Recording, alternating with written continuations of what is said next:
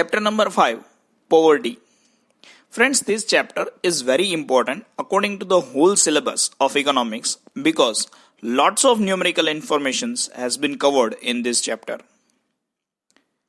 The chapter has been divided in 4 broad categories: concept of the poverty, indicators of poverty, causes of poverty, and the measures taken by government for the solution of the problem of poverty.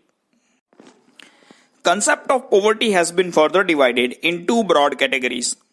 First is classification of poverty and second is nature of poverty. Classification of poverty include income concept and non-income concept of poverty, whereas nature of poverty include concept of absolute poverty and relative poverty. First, income concept of poverty. It is also known as traditional concept of poverty. According to income concept of poverty, there should be some minimum level of income to satisfy the basic requirement of a person. If a person is earning less than such required income, or if he is spending less than such required expense, then he is in the state of poverty. The concept directly says that poverty is a situation of scarcity. The poverty line, which has been measured according to income concept, is focusing just on the minimum consumption of calories. If the person is able to satisfy his minimum calories requirement, then he is not poor. And if a person is not able to get minimum calorie requirement, then he is poor. But we can say that poverty is just not all about non-availability of food, because food is not just one basic requirement. So income concept got failed because poverty is just not only a situation of starvation. Second concept about poverty is non-income poverty. It is also known as modern concept of poverty. Income is the basic aspect for the consideration of poverty, but still income concept of poverty got failed because apart from food, there are some other basic requirements also for a better life, such as housing, clothing, education, health, sanitation. And if a person is not able to satisfy all these basic requirements, then he should be considered as poor. United Nations Development Programme (UNDP) has considered 3 factors important for the calculation of poverty. First, knowledge. Second, health. And third is standard of living.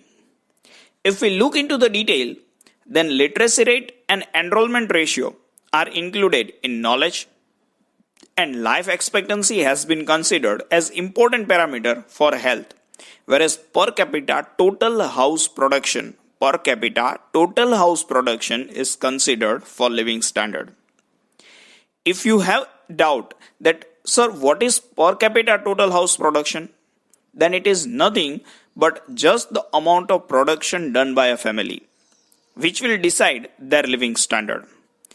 After considering all the above mentioned factors, United Nations Development Programme has developed Human Poverty Index and Human Development Index. Both of these index are exactly aimed to evaluate the level of poverty and human development. In this manner, modern concept of poverty got a wider acceptance and relevance for the measurement of poverty. Second part of the concept of poverty is nature of poverty. Nature of poverty include absolute poverty and relative poverty. Let's first of all learn the concept of absolute poverty in detail. It is also known as complete poverty because those who are not able to satisfy their basic requirement also are included in the concept of absolute poverty. Absolute poverty considers poverty line for the measurement of poverty. The minimum expenditure or income need to satisfy the basic requirement is known as poverty line. And the population having income or expenditure below this poverty line are said to be absolutely poor. In the next part of video, we'll learn the poverty line in detail.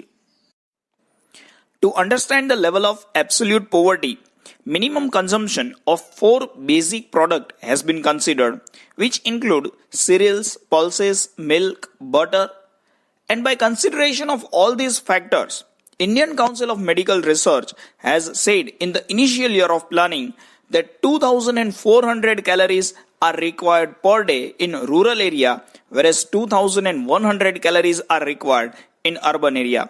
Exactly, people in rural area are involved in little bit hard work, so they need more calorie compared to the urban area people. Planning Commission has accepted the method decided by ICMR in 1969 and said that 20 rupees per person per month is required to satisfy the minimum consumption of calorie requirement. But again, there was some issue connected with this.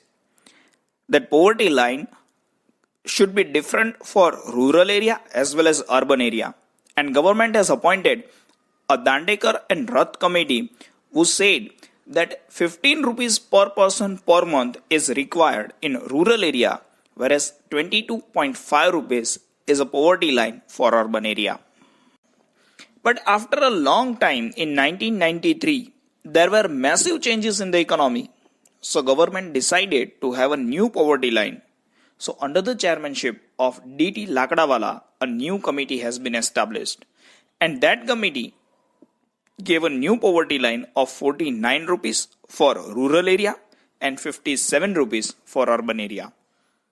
But the society and living standard has been changed a lot. Span of basic requirement has been changed. So there emerge 3 limitations of the poverty line. First is it only shows calorie consumption, which is very limited aspect. Second limitation is with consideration of calories, only it indicate starvation line. Third and the most important limitation was poverty is not a physical concept, but it is an economic concept. So to remove all such limitations, government again appointed a committee under the chairmanship of Suresh Tendulkar in 2011-12 and included many facilities in poverty line such as transportation, housing, health, education, clothing, nutritious food and many more facilities. After including all the above aspects, new poverty line has been issued, which was 816 rupees for rural area and 1000 rupees for urban area. This is all about Indian poverty line. But the international poverty line was $1 per person per day in 1990, which increased to $1.25 in 2005, and again it increased at $1.90 in 2015. Measurement of poverty. Highest poverty in India is in Chhattisgarh, which is 39.93%, whereas lowest poverty in India is in Goa, which is just 5.09%.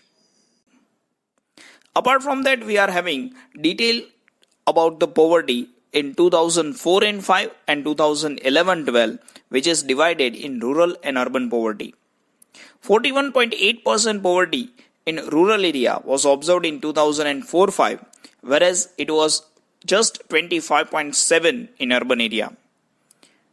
25.7% poverty is observed in rural area in 2011-12, whereas it was just 13.7% in urban area. So it is clear that in urban area, poverty is comparatively less than rural area. The total poverty in 2004-5 is 37.2%, whereas in 2011-12, it is 21.9%. Okay friends, let's have a quick revision of the whole concept of poverty line. First of all, cereals, pulses, milk and butter, government has considered these 4 basic requirements for the calculation of absolute poverty.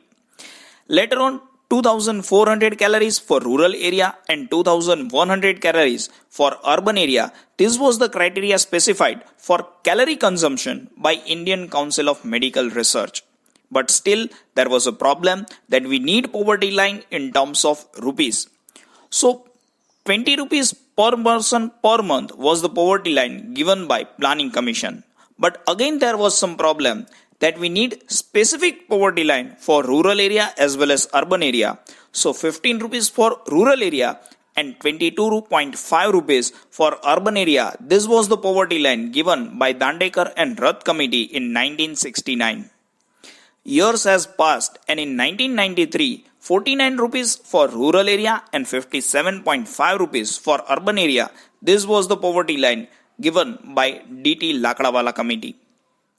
But there were some limitations of the poverty line given by DT Lakdawala committee that it indicate only calorie consumption, it is indicating starvation line, and poverty is not a physical concept, it is economical concept. So after considering lots of things in 2011-12, 816 rupees for rural area and 1000 rupees for urban area is the poverty line given by Suresh Tendulkar with inclusion of many facilities. So this is the whole concept of poverty line. Second concept of nature of poverty is relative poverty. Okay friends, first of all let us understand the concept of relative poverty with an example. Tell me whether this person is poor or not. Definitely you will say, yes sir, he is a poor person. But can you tell me that whether this person is poor? You will definitely say that no, he do not seems a poor person. I should say yes.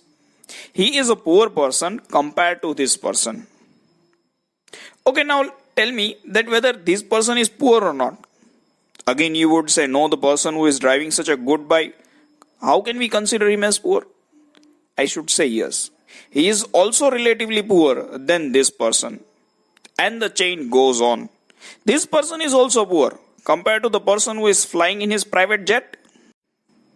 Moral of the whole concept is that the person having lower income is relatively poor than the person who is having higher amount of income, and this is the way that relative poverty has been measured. Basically, for the calculation of relative poverty, disparity of income is considered. The whole society is divided in different income groups to study the income inequality in the society. Let us take an hypothetical example to understand the concept of relative poverty. Here the whole society has been divided in 5 income groups. First, 0 to 30,000, 30,000 to 1 lakh, 1 lakh to 3 lakh, 3 lakh to 10 lakh and 10 lakh and above. Here the group having 30,000 to 1 lakh rupees income is richer than group having income between 0 to 30,000. Group 3 is richer than group 2. Group 4 is richer than group 3. And in the same manner, group 5 is richer than group 4. Here all the groups are able to satisfy their basic requirement, but still they are relatively poor than the group having higher income than those. And in this manner, the whole relative concept is being considered. Being a rapid developing country, India should also consider the concept of relative poverty along with the poverty line so that the income inequality can be considered in the society. To study the relative poverty, 3 tools has been used. First, income group. Second, Lorentz curve. And the third one is Gini coefficient. These tools are important for 1 or 2 mark questions also.